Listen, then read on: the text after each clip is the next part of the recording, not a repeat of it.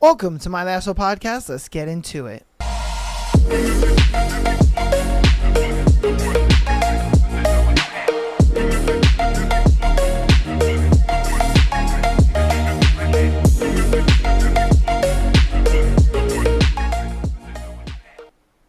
Welcome to my Lasso podcast. So what is going on? It is Thursday. And you know what we have for today? It is King of Wrath. Oh, baby. We're moving pretty quick through this book. We are already halfway done with this book. Halfway done, man. Absolutely insanity. We're flying through this book. I feel like we've hardly been able to get to know our characters as much. They're moving through this book so damn fast. It is good though. It is juicy. I'm excited to see what happens next, and I know that you guys are too. But before we get into the book, we have our thread. Our thread is a pretty interesting one today. This one is people who quit their jobs on the first day. What made you quit? You know what I mean? Let's see what's up. Because I've never quit the first day of a job. I've never been in a situation where I'm like, oh, hell no, fuck this job. I'm quitting on the first day. So let's see what's up. Okay. Home health aside, when I applied, I was told it was just like helping elderly people with daily tasks, doing laundry and cooking and whatnot. I had been struggling to find a job for months, so I immediately said yes when hired. I never had experience, but they assured me I would be trained and taught everything I need to know. Then I showed up for training, which was basically just HR info, how to do time cards and junk. We'll train you on the job. Okay. So I show up at my first day. A manager was there with me, and as she knocked on the door, she said, "Remember, if anyone asks, you've been doing this for hundreds of thousands of years." Direct quote, didn't like that, but we were already here, and I was just hoping it would get better. Spent a few hours there answering questions and running through the things that I was expected to do. I really started feeling uncomfortable and entirely unqualified. Then towards the end, the daughter was talking about all the things she was reacquiring from her caretaker, like certifications and whatnot. The manager assured her that I met all her criteria. The manager kind of cued me to say what she told me to say, and I just mumbled something I don't even remember. On the way home, I just kept thinking all of the ways things could go wrong, so immediately after I got home, I messaged him to say I wouldn't be coming back. No, thank you. Honestly, I thought it was because an old person just doo-dooed all over her or something, and she was just like, I don't get paid enough for this shit. That's what I thought. I didn't think it was a thing. I mean, I guess there was a little more morally like, oh yeah, I'm not going to lie for a job or whatever. And I get that, but at the same time, it's like, sometimes you got to do what you got to do to get a job and keep a job. And yeah, I mean, I think that she definitely didn't give it a try at least enough. You know what I mean? I don't think this was one where it was all that bad. You know what I mean? Like the moment I was reading it and it had to do with elderly people and all that, I was like, oh yeah, an elderly person so shitted on her. Like there's no way that this can't not be a situation where she doesn't get doo-dooed or pissed on or something. You know what I mean? That's what I was thinking it was, but I guess not. All right, people who quit their job on the first day. Why'd you quit? Got hired to work reception on a pediatric office. I sat and watched the head nurse make the other receptionist cry because she made a simple mistake. Then the doctor who owned the practice came out and yelled at the receptionist in front of a lobby full of people and in front of me. The new girl, the toxic work environment was oozing from every corner. So that was my first day and last day. Damn. Yeah, facts, man. If you have just like an absolute shitty boss, you know what I mean, like that you already can see that things are not going well, yeah, time to go. I ain't gonna lie to you, been in that situation. Oh my goodness, been in that situation. I remember I got transferred to another store, and immediately my like store manager was just a piece of shit. I was like, fuck this dude. He's racist. Like, I can't stand this dude. I hated him, man.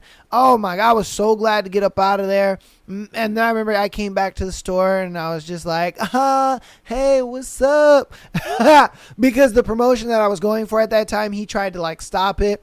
But, you know, the higher ups above him were just like, nah, man, you can't stop this. Like, he's going whether you like it or not. And I was like, yeah, fuck you. Yeah, man, no, those kind of bosses are just the worst. All right, people who quit their jobs on the first day. Why'd you quit? Got hired as a server with 10 years server experience at a movie theater that serves food and drinks. I showed up for my first shift and was then told all servers had to start as food runners for $7.25 an hour for the first 6 months before being promoted to server. Also told me my uniform was going to be deducted from my paycheck. That is stupid. Like, you're already paying me absolutely nothing, and then I have to pay for my own uniform that you should be supplying me? Like, what the fuck? The job listing was for servers. I interviewed for the server job and was hired as a server. No thanks to the bait and switch, noped right out of there and got a job elsewhere almost immediately. Yeah, dude, that's fucked up. Like, how are you going to go for a position and then they hire you for said position? Then you go in and they're like, oh, see, look, what happened is that everybody's got to start here. You got to pay for your own uniform out of your first paycheck. Like, that's some bullshit, man. I would leave too. Just on the simple fact that, bro, you hired me for this position. You didn't hire me for the position that you're putting me in. That's weird. You want me to slog 6 months in this position? Nah. And being a server at a restaurant is already bad enough. Imagine a movie theater. Fuck no. Nah, I'm good. All right. People who quit their job on the first day. Why'd you quit? Worked at a Walgreens. I've been a farm tech for 8 years, so they figured I didn't need any training. It was a whole new system. It crashed my first day, and they were telling the patients it was my fault. Walked out right then and there. It was a system multi-state-wide crash. It had nothing to do with me. Damn. And I bet you had old people yelling at you and shit. You know what I mean? They're like, what's going on? Where's my medication? What the fuck? You're so damn slow and stupid, you young people. You're so lazy, don't want to do nothing. Like, I guarantee that was the bullshit that was going on. Like, man, fuck out of here, bro. I would have left mid-shift. You know what I mean? I'd be like, look, man, fuck you and all this bull. I'm going home.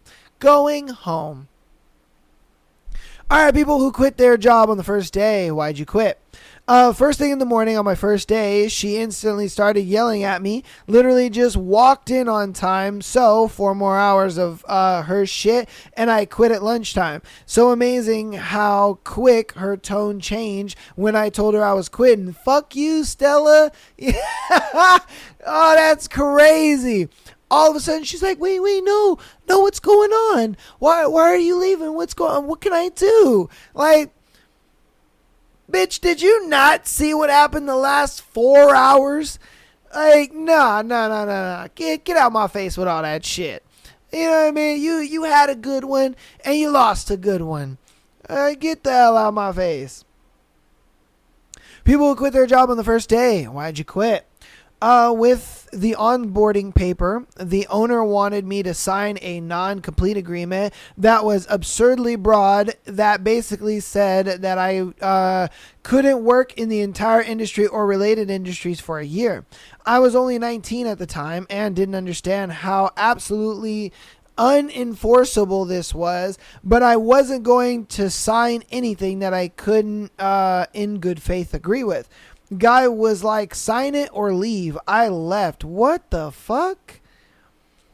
Why would they make you sign some shit that you don't know anything about? Or like, that's No, no, no, no, no, no, no, no. That's some sketchy shit.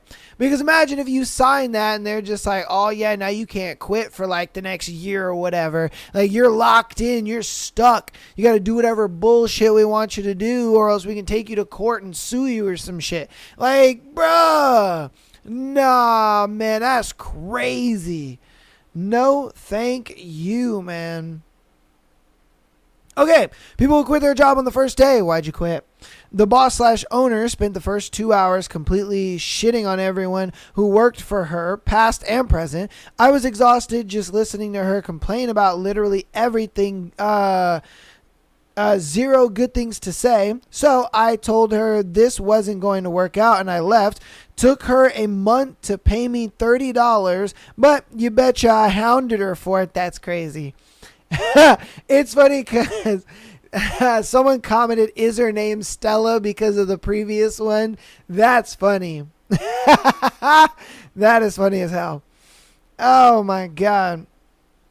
Yeah, a lot of companies don't realize that even if you have someone who is extremely talented in doing the job, if they're a shitty leader and a shitty boss, nobody's going to want to work in that job. Nobody's going to want to work beside them. Nobody's going to want to work with them. Like, dude, I get, having somebody who is good with the productivity, understands things and gets things done. I get that. But they also have to have some people skills too. And if you don't have some people skills and you're just doing fuck shit all day long, like, people are not going to like you. People are not going to respect you. People are not going to want to work beside you. And your turnaround rate is going to be crazy. Absolutely crazy, man. Like, dude, it is absolutely wild. Like, a lot of these stories, that's what it seems like it comes down to, where it's just like the boss is just a piece of shit. Nobody's trying to deal with that. You know what I mean? Nobody's trying to go to work and exhaust themselves mentally over one person that you have to see every single day. Imagine dealing with somebody like that 5 days out of the week. Oh my God. You know what I mean? Like, don't get me wrong. Lucky for me, I just have like coworkers that I deal with, that are kind of annoying. But me, I have so much seniority, I don't really have to deal with them. You know what I mean? And I can tell them to shut the fuck up and go do something. You know what I mean? So it's just like, oh. But like I said, if I had a boss though that was just absolutely terrible, then yeah, 100%, 100%. All right, people who quit their jobs on the first day, why'd you quit? The whole thing was very vague from the start. I was a college student looking for a summer job, saw an ad about unlimited earning potential and an open invitation to an orientation seminar.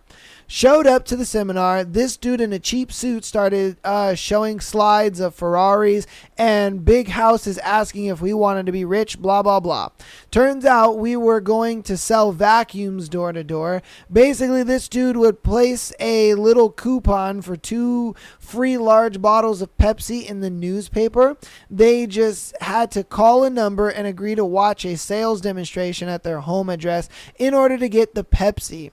Then I get sent to this house with the Pepsi and the vacuum to show them. They barely spoke English and kicked me out of the house immediately. They gave the Pepsi back. I went back to the office and promptly quit. I would quit too. Like, bro, and I get it. A lot of times when you're young, you don't understand pyramid schemes. I almost got caught into a pyramid scheme one time. You know what I mean? Yeah, I did not know about that.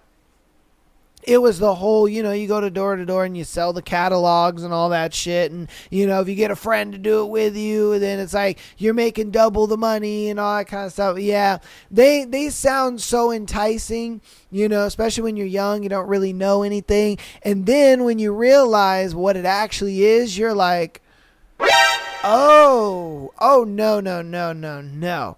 Fuck that. And some people have to get into it in order to actually realize it's a fucking scam.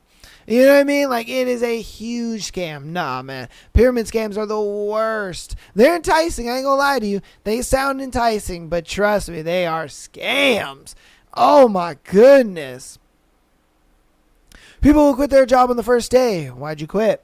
I've only done that once. I was ordered to spray insulin without a respirator. When I quit on the spot, I was told if I reported them to the workplace safety authorities, they would come to my house and murder me and my family. I reported them to the workplace safety people, the police department, and local media. The guy who threatened me went to jail. The company had all their licenses revoked, and I even got payment for 2 weeks of wages out of it. Bro, what the fuck? Like, you're putting me in dangerous work situations by spraying chemicals without a respirator. And I decide, hey, I don't want to do this job. I'm good. This ain't safe. And then he's like, oh, if you report us, then I will kill your family because I know where you live. Hey, yo, what the fuck? Bro, that's crazy. Hey, I'm glad that you did report them and got them arrested and all that shit. Because there ain't no way in hell somebody, I'm just quitting a job and they're like, oh yeah, I'm gonna murder your family. Like, what? Bruh, nah. That's wild. That is some wild shit. People who quit their jobs on the first day, why'd you quit? Was advertised as a marketing job. What it actually was, however, was a direct sales job inside a Home Depot selling bath and kitchen upgrades. I was driven there by a senior salesman, so I spent about 2 hours wandering through Home Depot until I finally got back to the guy. He said, I was going to take you to lunch, but it seems like you just want to go home. I said, yep, and then he dropped me back off at my car. Yeah. Like I said, what I've noticed is anytime it's advertising, marketing, sales, all that is just a glorified way of saying a pyramid scheme. You know what I mean? Like, it's just a glorified way of saying pyramid scheme. I won't lie to you, bro. All that stuff. And it's why I've never gotten into sales jobs. It's why I've never gotten into marketing jobs. It's never, because I even thought like affiliate marketing was a good thing, you know, where you send out emails to clients and they'll have a list of like emails that you send this stuff to. And all it is just, you sending pretty much spam emails to a bunch of, emails that the company bought from some informational, thing where they sell your information and shit. That's all it really is. If you've ever gotten those spam emails and all that kind of stuff, that's what people are getting paid to do. People are getting paid to affiliate market these, random things in your email. And I remember when I had saw it and a friend had told me about it, he was just like, oh yeah, dude, all that is a pyramid scheme just online. You know what I mean? That's all it is. It's just somebody else getting paid for you sending emails, and then they cut you like 20% or whatever, and they keep the other 80%. And I'm like, oh, fuck that. Like, no, never mind. That's some bullshit. Yeah, man. Yeah, trust me, you got it. Woo! Especially now with the internet and all that kind of stuff, people making that stuff's enticing. Gotta stay away from it, man. Gotta do your homework. Gotta do your homework, man. Definitely. All right, we're going to do 2 more, and then we'll get into announcements, and then we'll get into today's book. People who quit their job on the first day. Why'd you quit? Hired as a maintenance tech, but was put on a manufacturing line that was nonstop. Worked for 2 hours, said, fuck this. Damn. I don't know how people do those, what are they called? Manufacturing lines.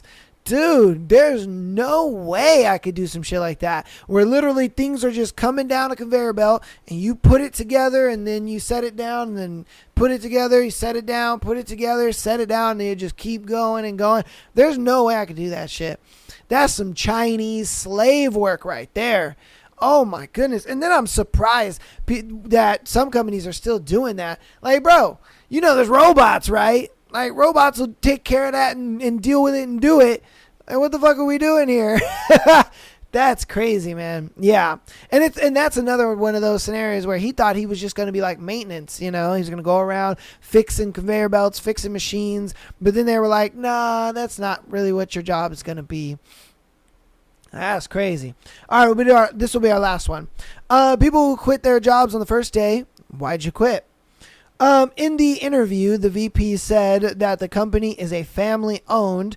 Then, while showing me around, I saw one of the supervisors yelling and insulting a worker. So I told him thanks, but one abusive family is enough to enough and walked out. Damn. Yeah, I mean, again, that's why it's one of those things where it's like, I get, you hiring somebody because it's they're the best, worker and they can get it done, but they don't got people skills and they're not able to conduct themselves, and problem solve in a, I would say, constructive matter. Then it's like, bruh, and I guarantee you it's one of those things where he was probably like the cousin or a brother, or the cousin's brother or whatever the case may be. He was, tight knit with the family. So because he was tight knit with the family, he got the job and could act any old way he wanted to. That's why a lot of times family-owned jobs are shitty to work. Never worked one, but I've heard a lot of horror stories of family-owned businesses where, everybody at the top, they're all family. So, if you get a shitty boss or a shitty supervisor, he can act any old kind of way they want and say whatever the fuck they want. Why? Because they're family. They're not going to get fired, So, yeah, bullshit, bruh. But that's going to go ahead and be that thread, man. Hope you guys enjoyed that thread. If you have ever worked a job where you walked in and you said, oh, man, fuck this shit, definitely let me know down in the comments. But yeah, that was a good thread. Definitely let me know what you guys think about in the comments. We're going to get right into our announcements for today's show. So, patreon.com/Am I the Asshole podcast. Get an exclusive episode every single Friday, as well as being able to send in your scenario to be featured on the Tuesday and Sunday shows. All right. Audio listeners, if you want to get a part of the Patreon and you don't want to watch the episodes on Patreon, guess what? As long as you are a 7-day free trial member or a full paid Patreon member, you can listen to all of the Patreon episodes on Spotify. All right. I got you guys. Don't worry. Audio listeners, thank you for all the support. Thank you guys for downloading as well as rating us 5 stars on your preferred platform. You guys have been killing it in the download game. We have been just absolutely climbing ranks, and it's been awesome. Each month we've been having more and more downloads, so it's been really awesome to see the growth, to see you guys coming back every week, to see you guys sharing the podcast with friends, and people, coworkers, your dog, your cat, all that good stuff. I do appreciate it so very much. If you want to help out even more on the free 99 side of things, go ahead and follow us on Instagram, TikTok, as well as YouTube. If you love live streams, we live stream every Friday, Sunday, and Monday. Okay, and that's going to be it. That is announcements. Let's get right on into the book for you lovely people, all right? Ooh, ow. Okay. Chapter 24. Vivian. I should push him off. We hadn't resolved the heart of our issues yet, and kissing, or more, would only complicate things further. I should push him off. But I didn't. Instead, I threaded my fingers through his hair and succumbed to the skillful assault on my senses. The firm grip on the back of my neck, the expert pressure of his lips, the way Dante's body molded to mine, all hard muscle and heat. His mouth moved over mine, hot and demanding. Pleasure fogged my senses as the rich, bold taste of him invaded my mouth. Our kiss in Bali had been passionate but impulsive. This was hard, primal, addicting. My worries from earlier that day melted into nothing, and I instinctively curved my body into his, seeking more contact, more warmth, more. I'd kissed my fair share of men over the years, but none had ever kissed me like this.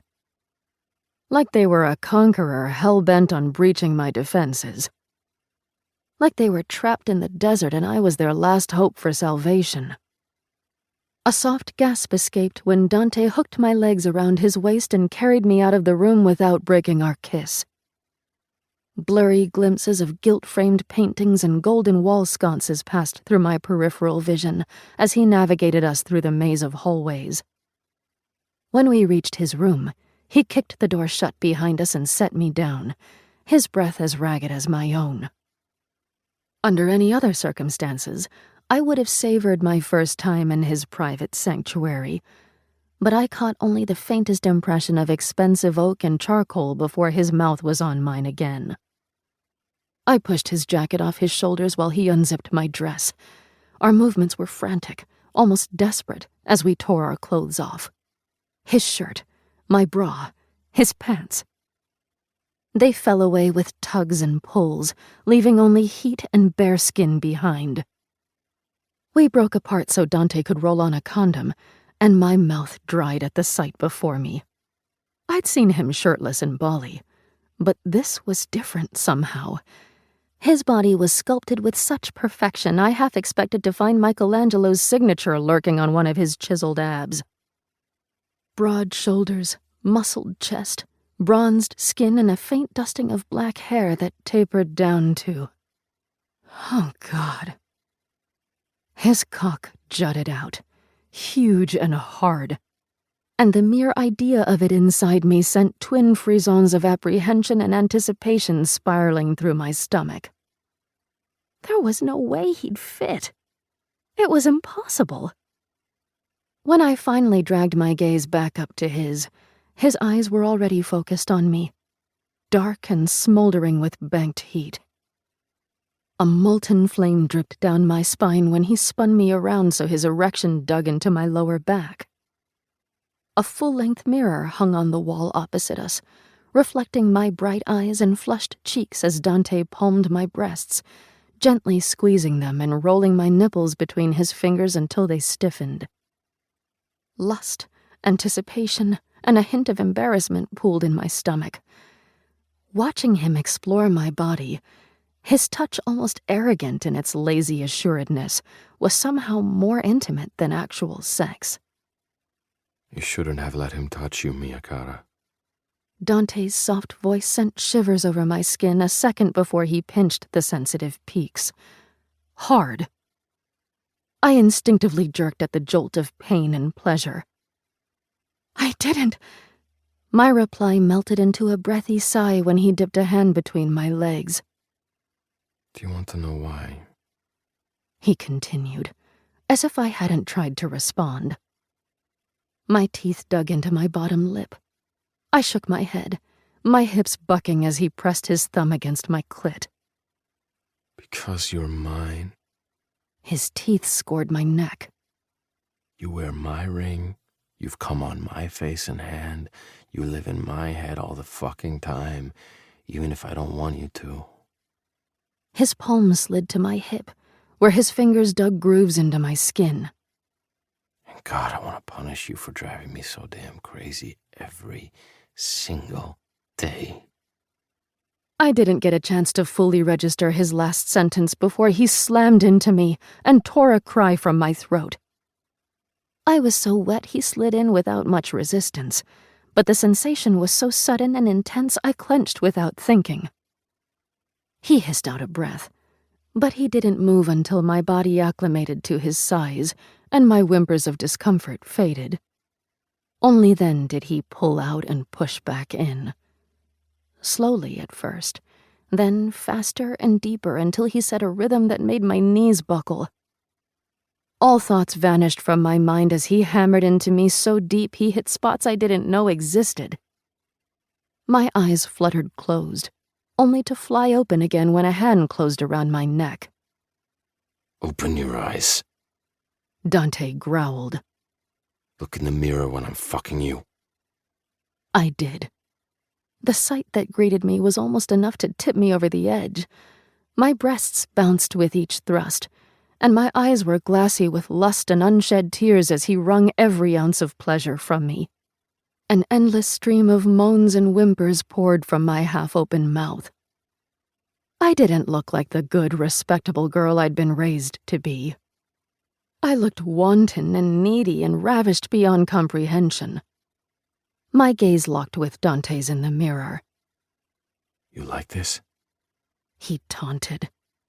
Watching me wreck your pussy while you make a mess all over my cock?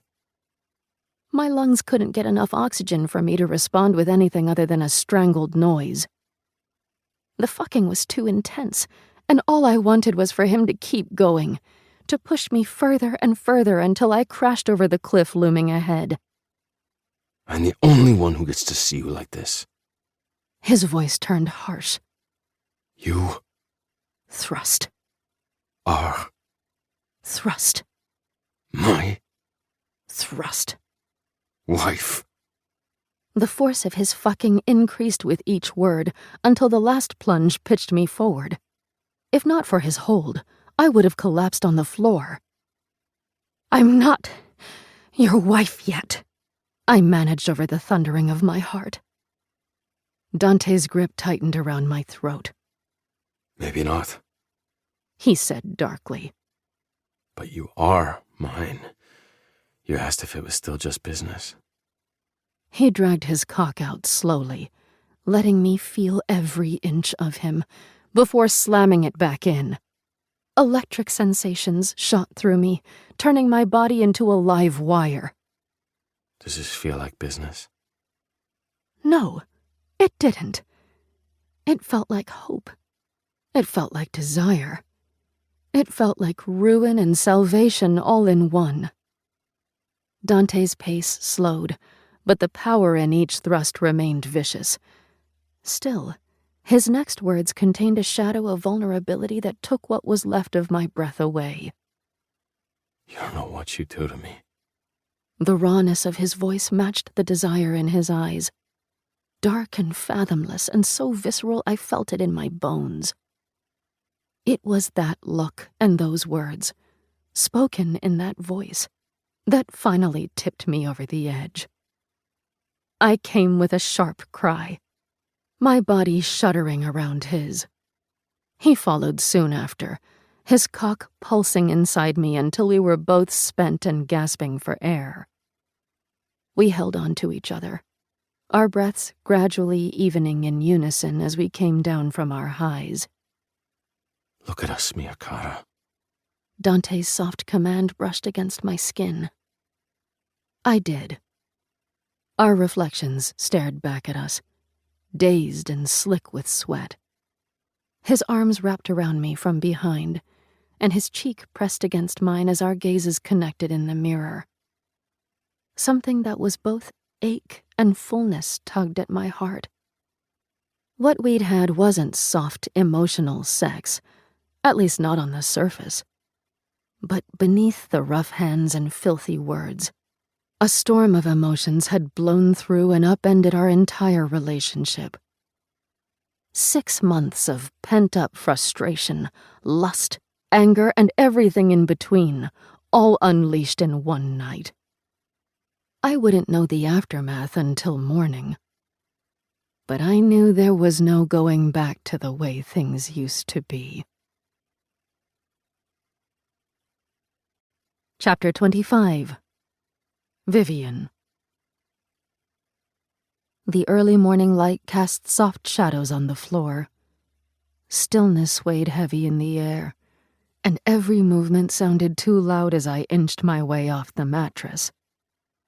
It was 7:05, the earliest I'd woken up on a weekend since my crack of dawn flight to Eldora for Agnes's wedding years ago. But I needed to leave before Dante woke up. My feet grazed the rug. Where are you going? The rough, sleepy rumble of Dante's voice touched my back. I froze, my toes curling into the plush triple ply while my heart took off on a gallop. Stay calm, stay cool. Even if his voice sparked a host of X-rated memories. Look in the mirror when I'm fucking you. You like this? Watching me wreck your pussy while you make a mess all over my cock. Heat crawled over my cheeks, but I attempted a neutral expression when I turned. Dante sat up against the headboard, charcoal silk sheets rumpled around his waist. A smooth expanse of olive skin stretched over the naked, sculpted planes of his shoulders and tapered down to a lean waist. His V-cut arrowed beneath the sheets like an invitation to pick up where we left off last night. I forced my gaze up only to find his eyes waiting for mine. A knowing smirk tugged on his lips as he leaned back, oozing casual arrogance and pure male satisfaction. Smug bastard. Yet it didn't stop butterflies from erupting in my stomach. "I'm going to work," I said breathlessly, remembering his question. "Legacy Ball crisis. It's urgent." It's Saturday. Crises don't operate on a work-week schedule. I discreetly tugged on the hem of my top. I wore one of Dante's old college t-shirts, and it fell somewhere between scandalous and mid-thigh. His eyes flicked down and darkened. The heat spread from my face to somewhere south of my stomach. Perhaps not, but that's not why you're sneaking out of my bed at 7 in the morning, Mia cara. Some of the sleep evaporated from his voice, leaving satin and smoke behind. "No?" My voice squeaked like a door hinge in need of oil. No. His gaze met mine again. Challenge glinted in its depths. Who's the one running now? The unspoken words sank into my bones. You wanted to talk. He said. Let's talk. I swallowed the nerves lodged in my throat. Okay, then. I'd pictured our conversation happening a little differently. I would be fired up and full of indignation, and dressed in my best outfit, of course, not sitting on the edge of his bed, smelling like him and wearing his t-shirt, while the memory of his touch was imprinted on my skin. But he was right.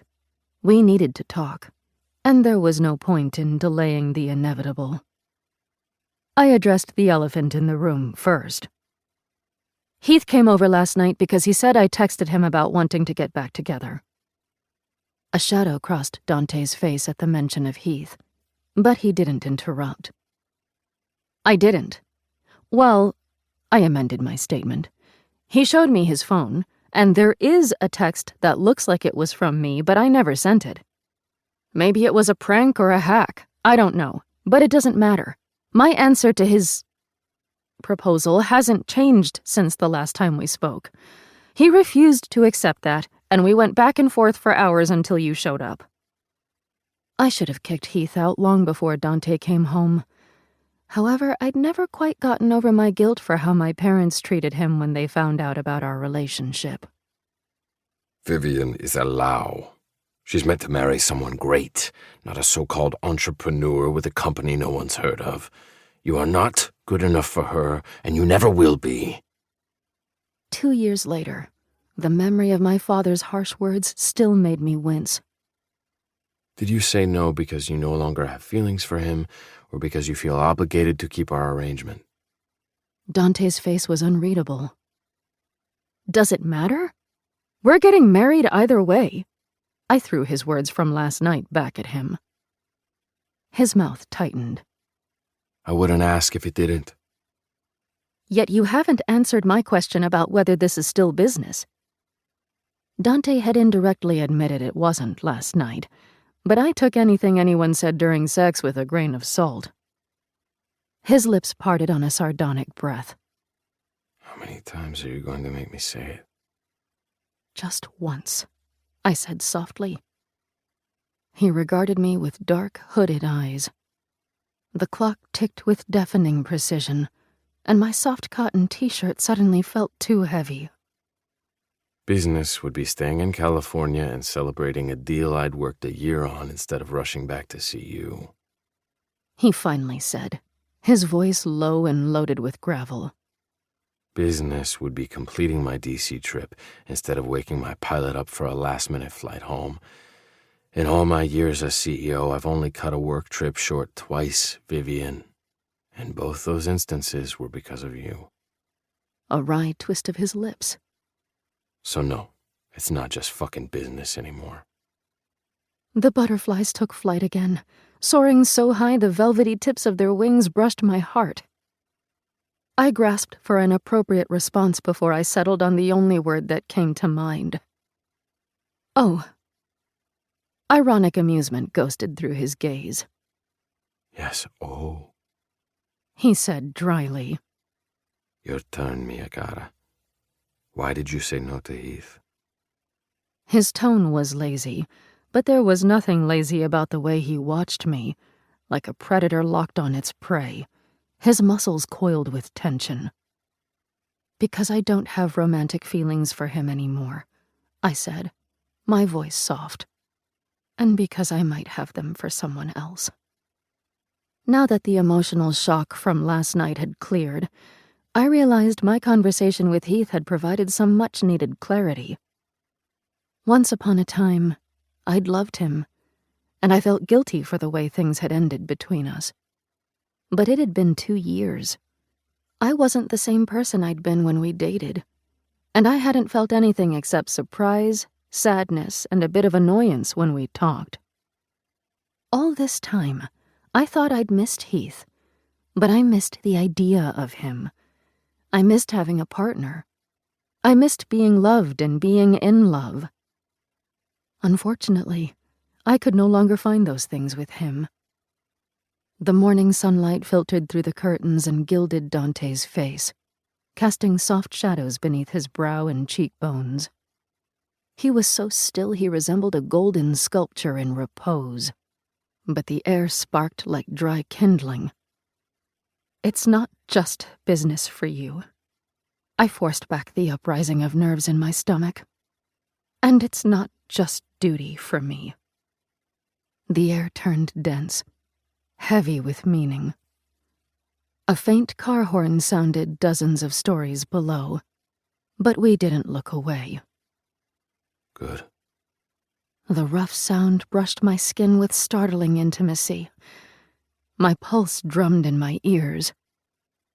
I smoothed a clammy hand over my thigh, unsure what to do or say next. Do we kiss? Continue the conversation? Go our separate ways? I stuck with the safest option. Well, I'm glad we had that talk. I really do have a work crisis, so I'll get back to my room. This is your room. I gave Dante a dubious stare. Maybe the lack of caffeine had affected his memory. I hate to tell you this, but this is not, in fact, where I've been sleeping the past 5 months, I said patiently. My room is at the other end of the hall. You made a big show of distinguishing it when I moved in. Remember? Yes, but I think it's clear the boundaries we set that day are no longer applicable. Dante notched a dark brow. Don't you agree? My pulse tripped into overdrive. What are you suggesting? That we set new boundaries. No more separate bedrooms, no more sneaking out in the morning. His expression darkened. And no more contact with Heath. Normally, I would have chafed at Dante's attempt to control who I could talk to, but after last night's debacle, I understood where he was coming from. If he had an ex who was hell-bent on breaking us up, I wouldn't want him talking to her either. What a shame, I said. I'd planned to invite him over for dinner. Dante didn't look amused. It was a joke. Nothing. I sighed. On that note, if we're setting new boundaries, I have a few of my own. 1, I ticked them off on my fingers. No more scowling as your default expression. Your face is close to freezing that way, and I'd rather not wake up to the Grinch for the rest of my life. I'm much better looking than the Grinch. He grumbled. And if people stopped pissing me off, I wouldn't scowl so much. Other people aren't the problem. Remember when we passed by a dog park around Christmas and saw those adorable huskies? You glared at them so hard they started howling. I wasn't glaring at them. He said impatiently. I was glaring at their outfits. Who dresses their dogs up as reindeer? It's ridiculous. It was Christmas. At least they weren't dressed as elves. Dante's frown deepened. We'll work on that later. Anyway, I moved on before we veered too deep into an argument about canine fashion. Back to the boundaries. No more disappearing for weeks at a time with less than 48 hours' notice unless it's truly an emergency. No more shutting down when you're upset and things don't go your way. And my teeth tugged on my bottom lip. We should commit to at least one date every week. Most people dated before their engagement, but we were doing everything backward. Late was better than never, I supposed. If you wanted to spend more time with me, Miyakata, you only have to say so. Dante's drawl slipped back into a velvety cadence. My cheeks warmed. That's not the point. Not the whole point, anyway. We're getting married in a few months, and we haven't gone on a single real date. We've been on dates. We went to the Valhalla Gala. That was a social obligation. We went to Bali. That was a family obligation. He fell silent. Those are my terms. Do you accept? His answer came less than 2 seconds later. Yes. Great. I hid my surprise at his ready agreement. Well, God, this was awkward. Why was peace so much harder than war? We can sort out the bedroom logistics later. For now, I need to fix my work problem before I'm blacklisted. Trying to find a last-minute venue in Manhattan was like trying to find an earring at the bottom of the Hudson River. Impossible. But if I wanted to save the legacy ball and my career, I needed to find a way to make the impossible possible. Fast. Is it something that requires you to be in the office? No, I said cautiously. Not really. I mostly needed to brainstorm alternatives so I could call them on Monday. Perfect. Fix it over breakfast. A smile flickered over Dante's mouth. We're going on our first date. Chapter 26. Dante. I'd always been in control of my reactions, at least publicly. My grandfather had driven any impulsive displays of emotion out of me since I was a child. In the words of Enzo Russo, emotion was weakness, and there was no room for weakness in the cutthroat corporate world. But Vivian, fuck. There'd been a moment yesterday when I thought I might lose her. The prospect had unlocked a level of fear I hadn't experienced since I was 5, when I'd watched my parents walk away, thinking I'd never see them again, that they'd vanish into the ether, leaving me with my terrifyingly stern-faced grandfather in a mansion too large to fill. I'd been right. I'd eventually lose Vivian too, some way, somehow. But I'd deal with that day when it came. A strange tightness gripped my chest. I didn't know how things would play out after the truth came out, but after last night, after tasting how sweet she was and feeling how perfectly we fit, I knew I wasn't ready to let her go just yet. Is this what I think it is? Vivian's voice dragged me out of my thoughts. She stared at the retro diner sign above our heads, her expression equal parts intrigued and mystified. Moondust Diner. I shook off my uncharacteristic melancholy and held open the door. Welcome to the home of the best milkshakes in New York, and my 12-year-old self's favorite place in the city. I hadn't visited the diner in years, but the minute I stepped inside the well-worn interior, I was transported back to my preteen days. The cracked linoleum tiles, the orange pleather seats, the old jukebox in the corner. It was like the place had been preserved in a time capsule. A twinge of nostalgia hit me as the hostess guided us to an empty booth. Best is a lofty title, Vivian teased. You're setting my expectations sky high. They'll be met. Unless the diner changed its recipe, which it had no reason to do. Trust me. I admit, this isn't what I expected from our first date. Vivian's lips curved into a small smile. It's casual, low-key. I'm pleasantly surprised. I flipped through the menu out of habit, more than anything else. I already knew what I was going to order. Should I not mention the private helicopter tour I booked for later, then? Her laugh faded when I raised an eyebrow. Dante, you didn't. You're engaged to a Russo. It's how we do things. The diner is I paused, searching for the right sentiment. A walk down memory lane, that's all. I was supposed to play tennis with Dominic today, but when Vivian tried to leave that morning, all I'd wanted was for her to stay. A date at the diner had been the first thing that popped into my head. The helicopter idea came later, and that only took one call to set up. I like it. It's charming. Vivian gave me a mischievous smile. Please tell me you took advantage of the jukebox when you were younger. I would kill for a photo of 12-year-old you drinking a milkshake and dancing. Sorry, sweetheart, but that's not gonna happen. I'm not a jukebox kind of guy, not even when I was prepubescent. I'm not surprised, but you could have let a girl dream a little longer, she said with a sigh. Our server arrived. I stuck with my trusty black and white shake while Vivian wavered between the strawberry and peanut butter and chocolate. I sat back, oddly charmed by the little furrow in her brow as she pored over the menu. Yesterday I'd been in D.C. meeting with Christian and discussing how to take down Francis Lau. Now here I was, taking his daughter for pancakes and milkshakes like we were suburban teenagers on a first date. Life had a fucked up sense of humor.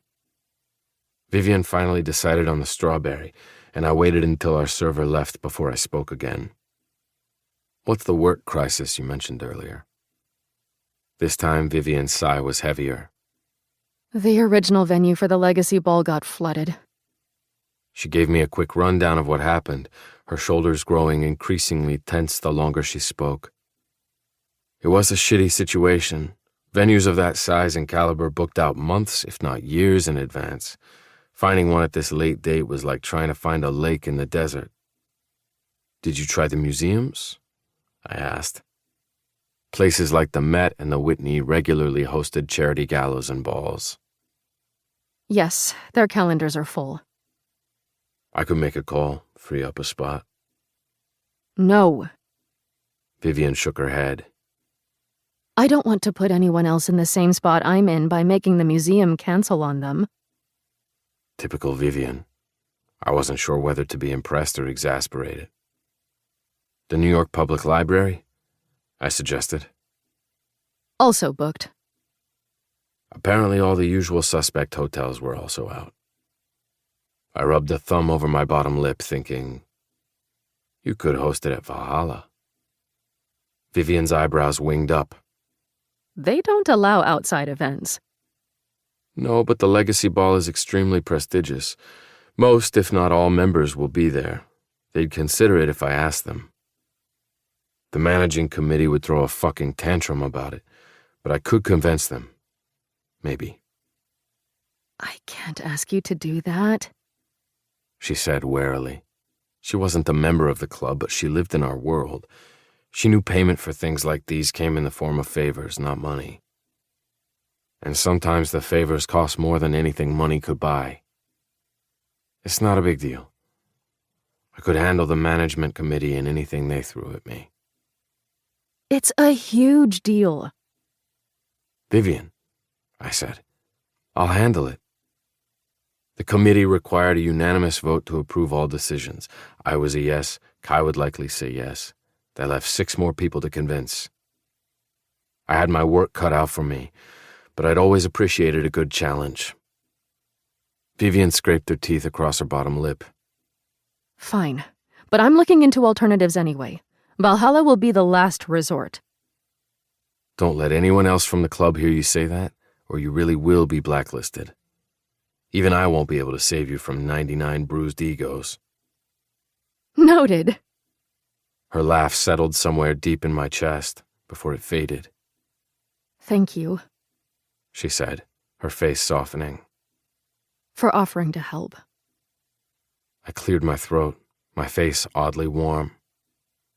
You're welcome. Our server returned with our orders, and I watched, muscles tense, as Vivian took her first sip. Wow. Surprise flared in her eyes. You were right. This is amazing. I relaxed. I'm always right. My shake matched her sentiments. I'd worried it wouldn't live up to my childhood memories, but it was every bit as good as I remembered. Our conversation soon shifted from work and food to an eclectic mix of topics. Music, movies, travel, before it tapered into a comfortable silence. It was hard to believe Vivian and I had been at each other's throats so often. If I set aside my intense dislike for her family, being with her was like breathing. Easy, effortless, essential. You know, it's not about the money for me. Vivian said after we finished our drinks and readied to leave. I raised a questioning brow. This, our engagement. She gestured between us. I know what you must think of my family, and you're not entirely wrong.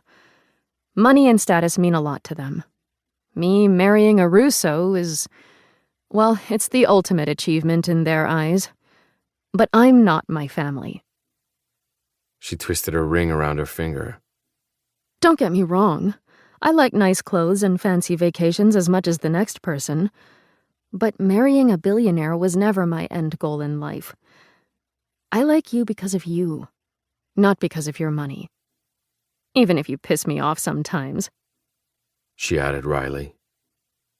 The warmth in my veins died a quick death at the mention of her family, but it rekindled with her admission. I like you because of you, not because of your money. A fist squeezed my chest.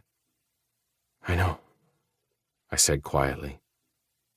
That was the most incredible part. I really did believe her. Once upon a time, she'd been a Lau. Now she was Vivian, separate, distinct, and capable of making me question everything I thought I wanted.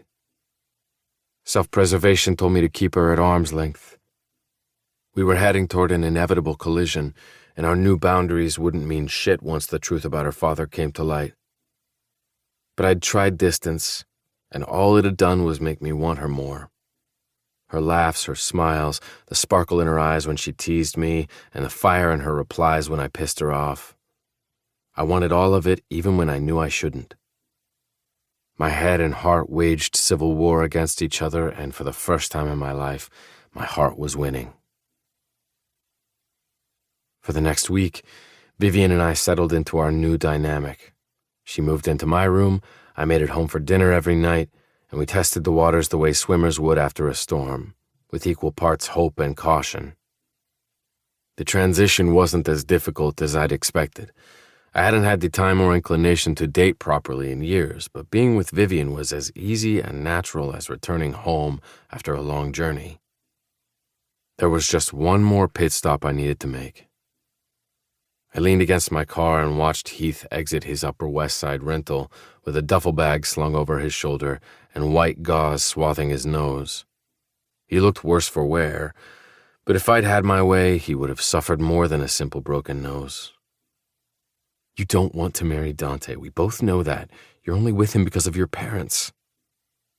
Fury simmered in my veins. I didn't move, but Heath must have felt the heat of my glare. He looked up, and his stride broke when he saw me. I smiled past the anger snapping at my chest, though it was more a baring of my teeth than a true smile. If I dwelled too much on what he'd said or how he'd cornered Vivian, I'd ruin a perfectly nice Friday afternoon with murder. How's the nose? Healing, I hope. My greeting might as well be a knife unsheathed, cold and sharp enough to cut. Heath glared at me, but he had the good sense to stay several feet away.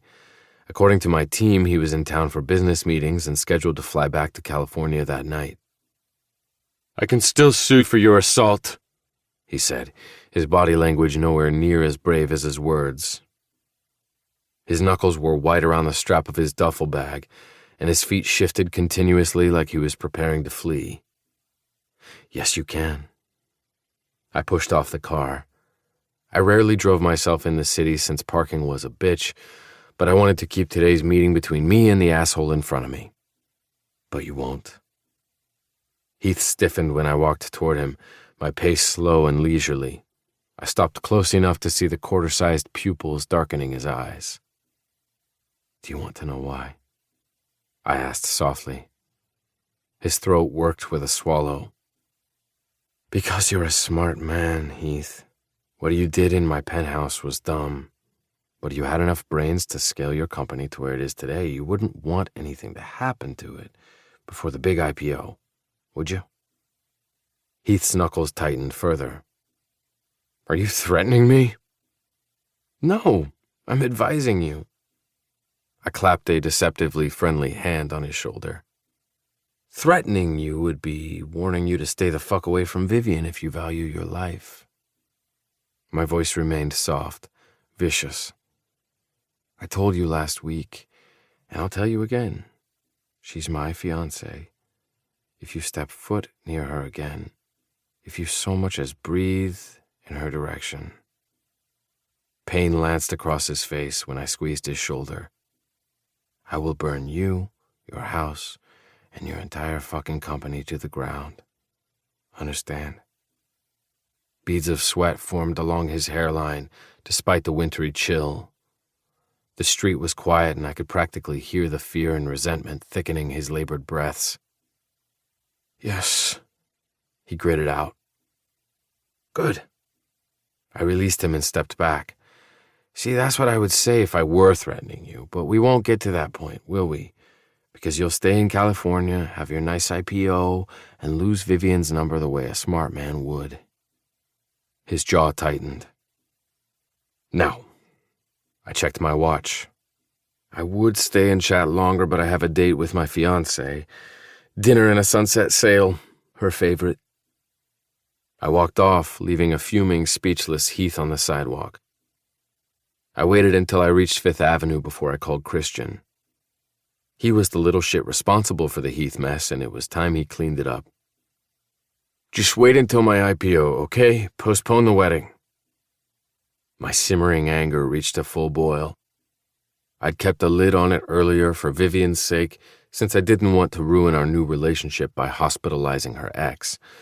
But if I let Heath walk away with nothing more than a broken nose, I wasn't Dante fucking Russo. The IPO we were talking about, I said when Christian picked up. I didn't bother with a greeting. Kill it.